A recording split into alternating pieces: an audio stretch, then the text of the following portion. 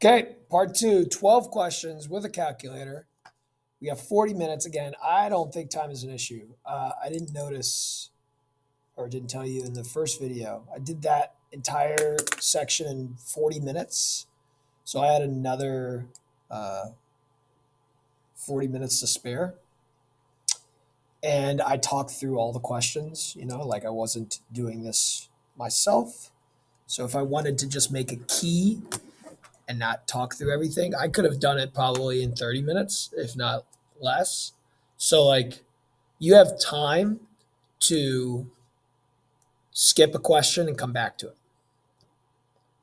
This is not the same when you get to calculus. When you get to calculus, you don't really have time, especially the first part. You have 30 questions to do in 60 minutes. You have an hour and 20 minutes to do 28 questions. It's not as bad, not nearly as bad. All right, so let's go into this. We have 12 questions. Like you saw on the homework, not all these questions you're going to be using your calculator on. For example, for which of the following pairs of points is the average rate of change the least? We had this question on our homework or on our quiz. Least doesn't mean closest to zero. Least, if I ask, like, what's less, -8 or 0? What would be less? You'd say -8 is less than 0. So least means most negative. Just make sure you know that. You can see between points C and D, that slope is negative, and it's more negative than the slopes between A and C, B and C.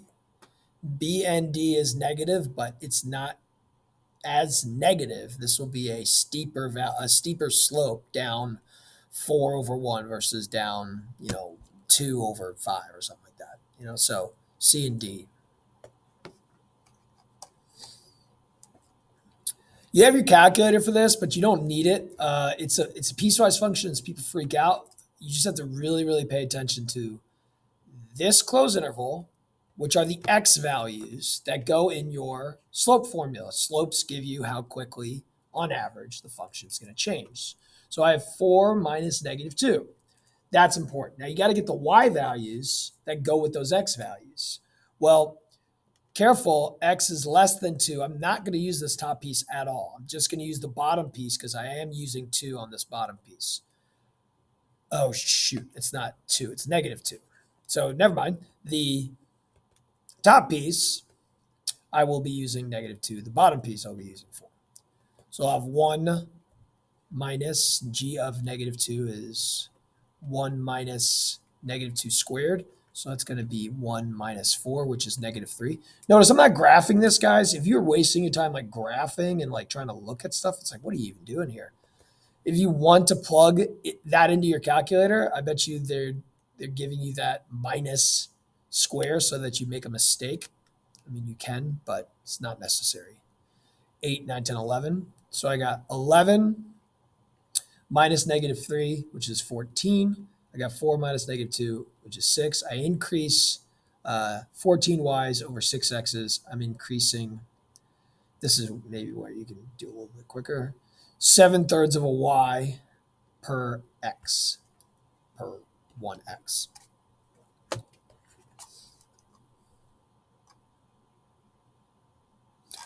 Oh, there's a linear function and an exponential function. You know what you could do quickly? And I'll show you the long way to do it. Here's the quick way to do it. Stat edit 0, 2, 1, 6. I think this is going to be the quick way to do it. Stat calc a linear regression, store in y1. Then stat calc an exponential regression, store that in y2.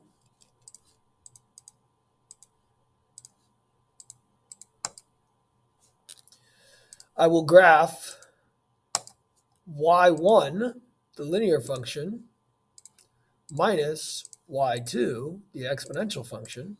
I will hide y1 and y2 so I don't have to see it. I'll start with a Zoom standard. Zoom standard.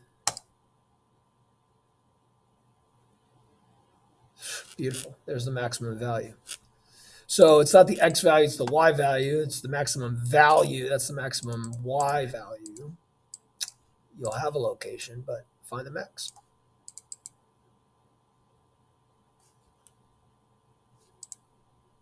Cool. Yeah, it makes sense. It's going to be at the same X and Y because it's going to intersect with the linear function, like it has the linear function. Yeah. Here's the other way to do it. You can start with Y equals mx plus b. You have a point 0.02. So if you plug in 0.2, you find b. So you got y equals mx plus 2. You can plug in 1, 6. 6 equals m plus 2. M equals 4. So you got the equation y equals 4x plus 2. Then you got the exponential function that has the point 0.02. So 2 equals a b to the 0. So a is 2. And then 6 equals 2 b to the first. B equals 3. That's not that bad. Now you have y equals 2 times 3 to the x.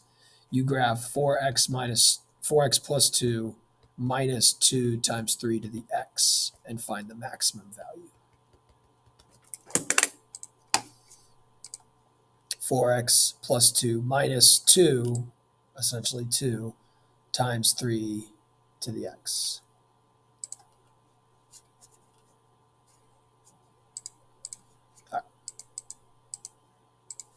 Shortcuts, though. Stat edit. A certain hobby shop wants to attract customers on slow sales days by offering a new discount. The shop offers a 1.5% discount on Wednesdays with an added bonus for repeat customers. For customers who make purchases on successive Wednesdays, their discount is doubled from the previous Wednesday. For example, a certain customer makes purchases on 3 successive Wednesdays, means a 1.5% discount week 1, 3%, 6%. So we're doubling those discounts. Based on this pattern, what is the first successive week that a customer's discount would exceed the purchase price of an item?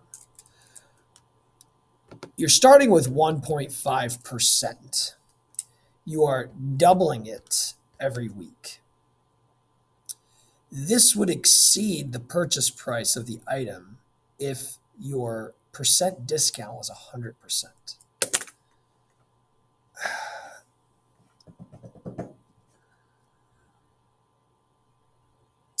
I'm trying to think of another way to do it, but I'm good. You could say I started with an item that's $100 and I'm discounting it 1.5%. No. Per week. No, it's like this discount is being doubled. It's really making you like set this up this way. Good question, challenging question. Usually on the AP Calculus exam, I'm going to solve this by hand, but let's solve it with the calculator. The AP Calculus exam, the calculator part is easier. I have a feeling that the calculator part on the pre-calculus exam is going to be harder. I'll solve this by hand as well.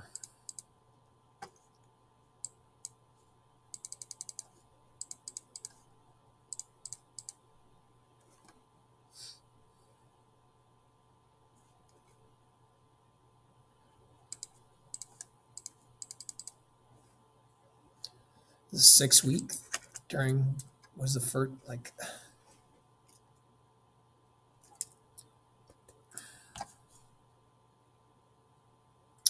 So this is like so tricky. It's going to be the 7th week because we get a 1.5% discount on the first week. If I plug in 0, that corresponds to week 1's discount. I get an answer that is 6. That corresponds to a week 7 discount. But like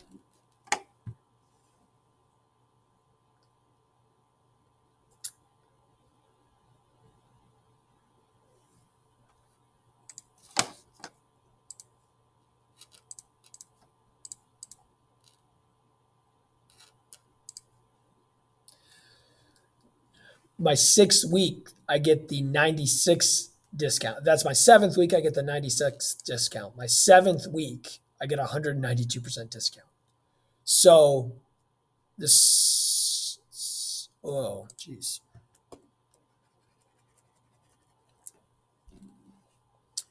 That's the 8th.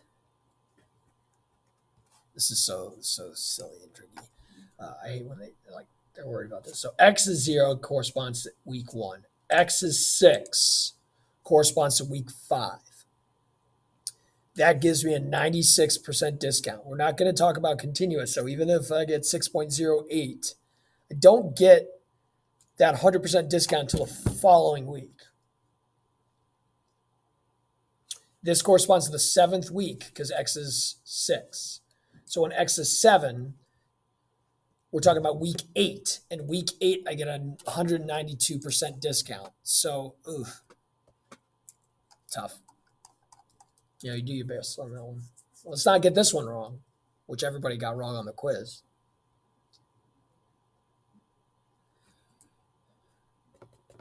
If there's a horizontal dilation by a factor of 3, you're taking your x's, you're multiplying it by 3, which means you need a divided by 3 inside. You're vertically dilating and then translating. I mean, you could have just looked at that.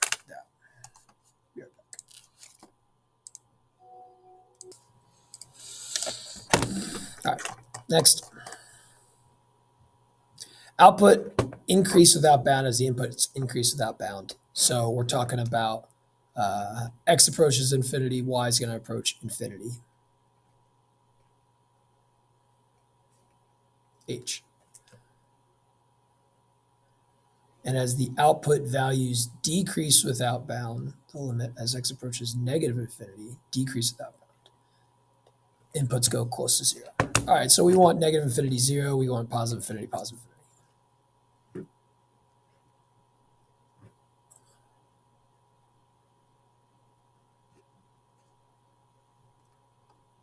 Yep. Just want to read that again. Outputs increase without bound as the inputs increase without bound. As the, oh, no, I read that wrong. I read that wrong.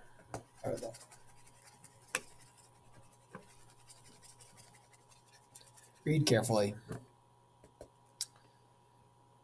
H increases without bound as the inputs increase without bound. So we should be going towards positive infinity. Positive infinity. Nope. But the output values decrease without bound as the input values get close to 0. As you get close to 0, we should be going towards it. So that's B.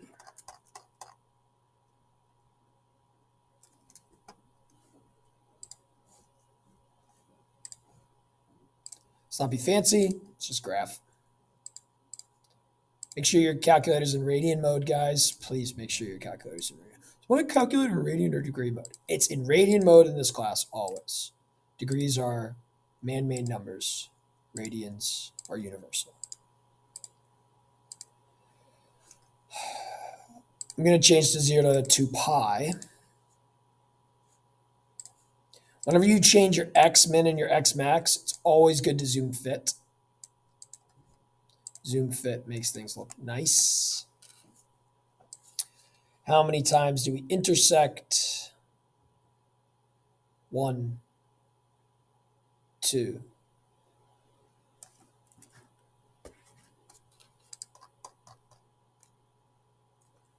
Okay, average daily temperature. On January 10th, average temperature is 71. But they don't give you C. Okay. You can find C.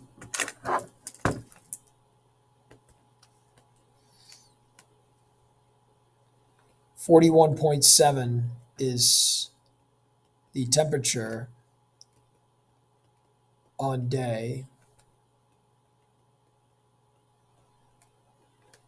10. Woo! Ready?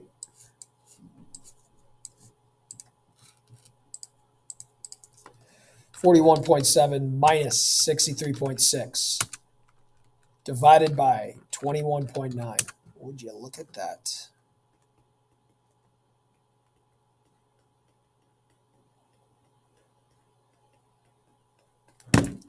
Sine inverse, -1.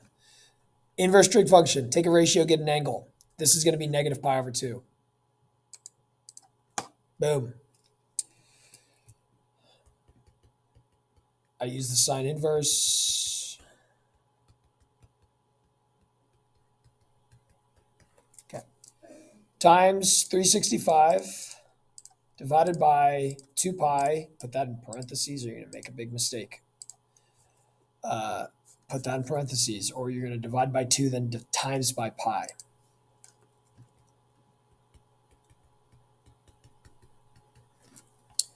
Subtract 10, take the opposite. C equals 101.25. So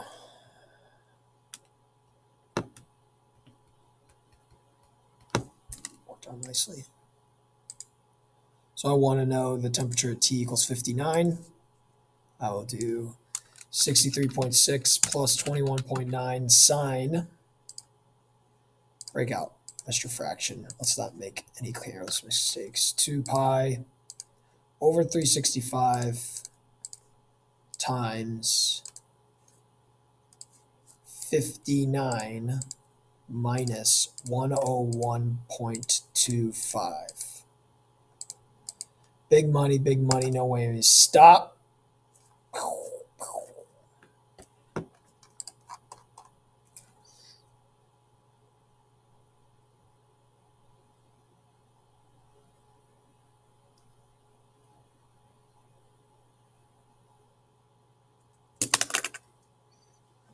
I hate this question.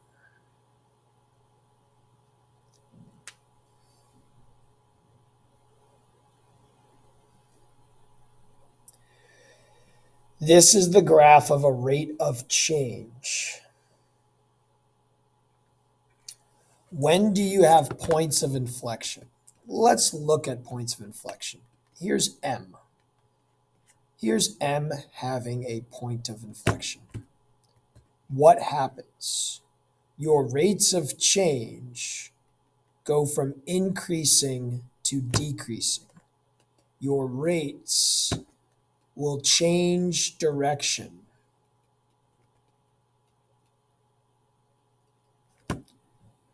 Your rates will go from increasing to decreasing, going up with your rates then down with your rates, corresponds to a point of inflection. You can go the other way around, decreasing to increasing. The maxes and mins of a rate of change graph will be points of inflection of an original graph. This is very calculus, where like this is thought of as like a derivative. And if this is the derivative, where will you have points of inflection? You look at the maxes and mins of your derivative. I don't know if you're going to see something like this, but it's good to have some challenging questions, that's for sure. Maybe you have a question like that. I don't know.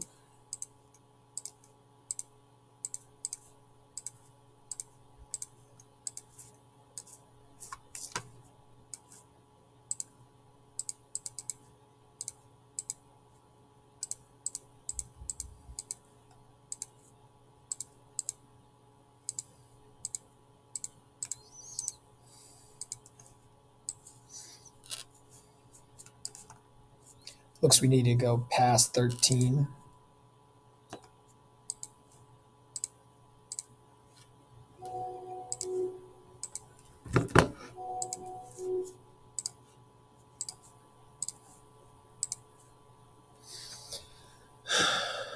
Max, min, max. That's it. When the rates of change from increasing to decreasing or decreasing to increasing, the original graph will have a point of inflection. You are concave up, your rates are increasing here, my rate's increasing. Here are my rates decreasing. Here are my rates increasing, decreasing. We change direction. So it's D. This is very much a calculus question. So I don't know if you'll see this.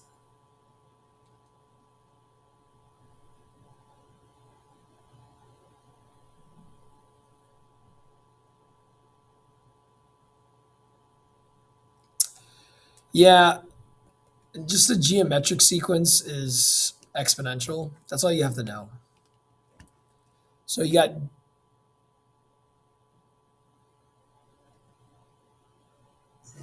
day 1 is not day 0. That's important to know. On day 6, you had 750. On day 10, you had 3,200.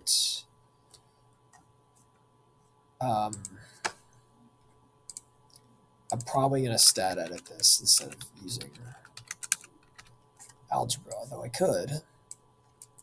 Geometric sequence exponential ratio. It's only just, we don't worry about decimals. It's just going to be the whole numbers, very similar to the previous question that I kind of did with the weeks and stuff. We gave you a tough calculator portion, that's for sure.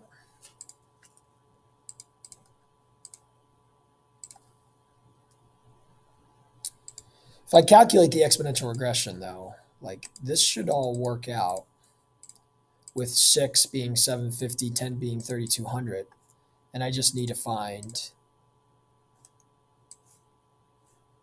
day 14. Yeah. Okay. Obviously, if you're one of those who likes to solve the equations, you have 750 equals AB to the 6. You have 3,200 equals AB to the 10th. You divide these two, you get B to the 4th equals 3,200 divided by 750. You take the 4th root, there's B. Then you go ahead and find A. All right, odd versus even. What do we notice? -4, 7, 4, -7. -2, 3, 2, -3.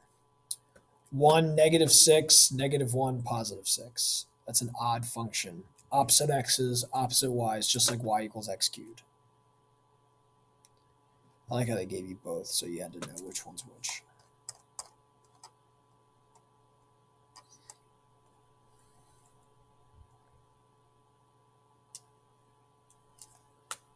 All right.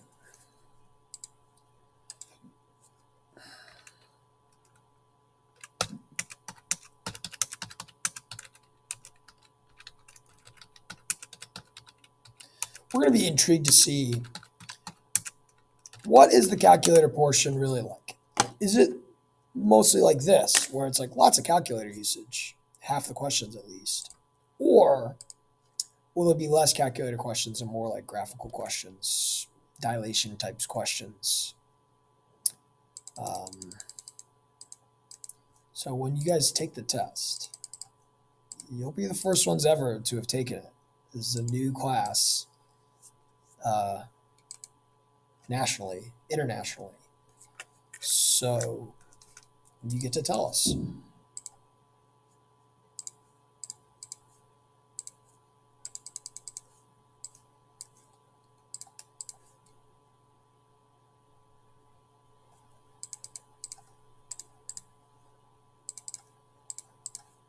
Just moving stuff around.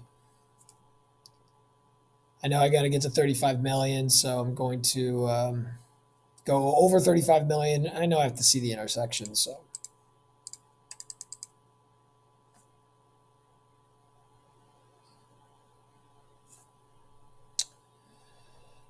In 2030, during 2030, the population will hit, I'm glad they gave us some space there and didn't do 2031. You know, it's like this stuff is so weirdly tricky. All right, we're done with multiple choice. I can see that on your test, maybe the calculator questions are not going to be as tough as this one. This is good. This one's fine. All the questions are good. I really like this question. This question is very much a calculator question. So I don't know. We'll see. We're giving you a exact like an AP College Board practice test. So you'll be able to see what that looks like. I haven't done that practice test in a while, so I forgot what it looked like. And then you'll take the AP test on Monday. Peace.